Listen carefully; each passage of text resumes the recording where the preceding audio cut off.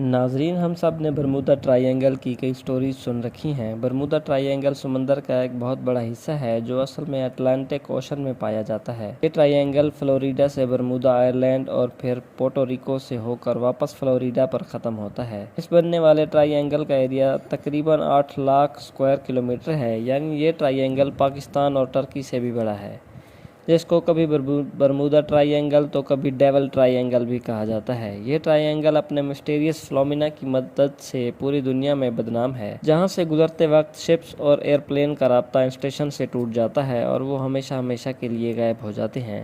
ابھی تک شپس اور ایئرپلین کی بہت بڑی تعداد اس ٹرائی اینگل میں گم ہو گئی ہے۔ آج تک ان میں سے چند شپس اور ایئرپلین کا ملبہ ریسرچر کو سمندر کے باٹم سے ملا ہے، لیکن وہ بھی اس جگہ سے نہیں ملا جہاں وہ آخری بار ریڈار میں شو ہوا تھا۔ باقیوں کا نہ ملبہ ملا اور نہ ہی ان کے اندر موجود لوگوں کا آج تک کسی کو پتہ چل سکا ہے۔ سمندر کے اس حصے میں طاقتور وورٹیکس پایا جاتا ہے یا پھر یہاں سی مونسٹرز اور ایلین کا بسیرا ہے۔ آخر برمودا ٹرائی اینگل میں کچھ تو ابنارمل ضرور ہے، جس کی وجہ سے نہ تو یہ بڑی سے بڑی کارگو شپس کو چھوڑتا ہے اور نہ ہی کسی جہاز کو یہاں شپس ابنارمل انیکٹیویٹی کا ایکچوئل ریزن سائنسدانوں کو آخر کار مل چکا ہے۔ یہ معاملہ شروع ہوا تھا 1945 میں، جب یو ایس نیوی کے 5 ٹورپیڈو بامبر ایئر کرافٹس ایک مشن پر نکلے تھے۔ ان 5 ایئر کرافٹس میں بیٹھے 14 لوگوں کے لیے یہ بالکل روٹین پریکٹس تھی، لیکن برمودا ٹرائی اینگل کے ایک ایریا میں آتے ہی یو ایس نیوی کے ریڈار سے وہ 5 بامبر طیارے اچانک غائب ہو گئے، اور وہ بھی ایک ساتھ، کیونکہ اس وقت ورلڈ وار 2 کو ختم ہوئے صرف چند ماہ ہی گزرے تھے۔ اسی وجہ سے یو ایس نیوی کا شک تھا کہ شاید کسی دشمن نے ان کے جہاز کو گرا دیا ہے۔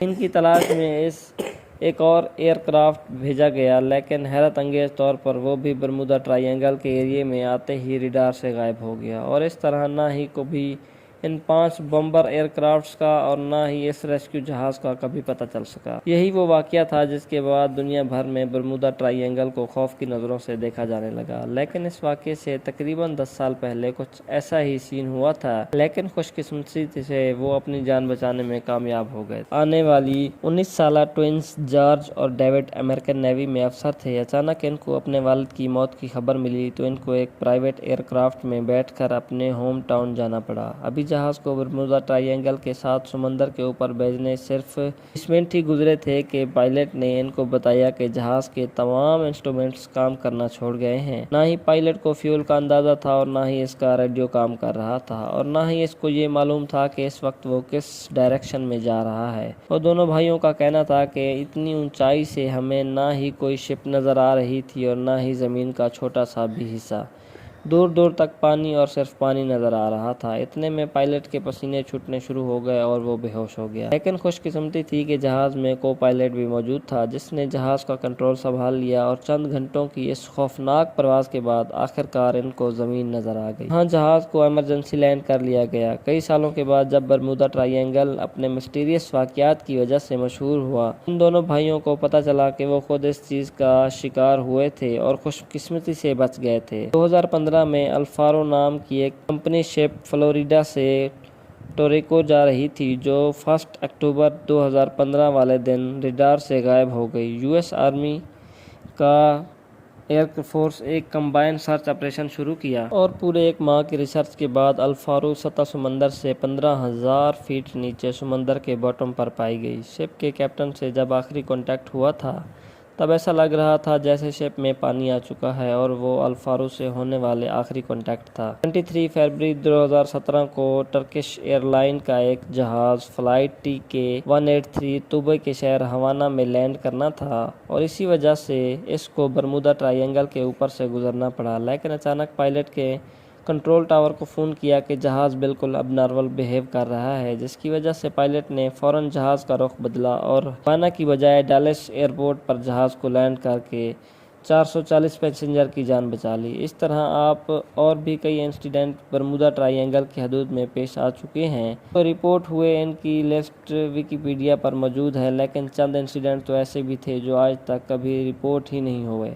1967 میں کرسمس والے دن ایک امریکن بزنس مین جس کا نام براک تھا اپنے لگژری پارٹ میں میامی بیچ کی سیر کو نکلا، لیکن تھوڑی ہی دیر کے بعد بیچ گارڈز کو کال آئی اور اس نے بتایا کہ اس کی یاٹ کسی ٹھوس چیز سے ٹکرائی ہوئی ہے۔ جب گارڈز وہاں پہنچے تو وہاں ان کو نہ ہی کوئی یاٹ ملی اور نہ ہی براک کا کوئی نام و نشان تھا۔ واللہ عالم سمندر میں کون سی چیز اس کی ٹکر ہوئی تھی، آج براک کے ساتھ ہی ہمیشہ کے لیے دفن ہو گیا۔ برمودا ٹرائی اینگل کی رونگٹے کھڑے کرنے والی مسٹیریس پر نئے واقعے کے بعد ایک بار پھر سے لوگوں نے زمینوں سے تازہ ہو جاتی ہیں، اور ہر بار کی طرح اس بار بھی اس مسٹیریس کا راز تلاش کرنے کے لیے سائنسدانوں کی کھوج ایک بار پھر سے شروع ہوتی جاتی ہے۔ لیکن اس بار سائنسدانوں نے کچھ ایسے ٹھوس ثبوت تلاش کیے ہیں جس سے ظاہر ہوتا ہے کہ شاید واقعی ہی یہ مسٹیریس اب سالو ہو چکی ہے۔ یونیورسٹی آف کولاریڈو سے تعلق رکھنے والے ایک امریکن سائنٹسٹ کی ٹیم نے سیٹلائٹ سے برمودا ٹرائی اینگل کی کڑی جانچ کی، جس سے ان کو کچھ ایسا دیکھنے کو ملا جو شاید آج سے پہلے کسی نے نوٹس نہیں کیا۔ انہوں نے دیکھا کہ برمودا ٹرائی اینگل کے اوپر کچھ ایسے کلاؤڈز بن رہے ہیں جو نہ ہی اسکوائر میں ہیں اور نہ ہی سرکل، بلکہ یہ کلاؤڈز ہیگزاگون کی شکل میں ہیں۔ ان کا سائز 88 کلومیٹر جتنا بڑا ہوتا ہے۔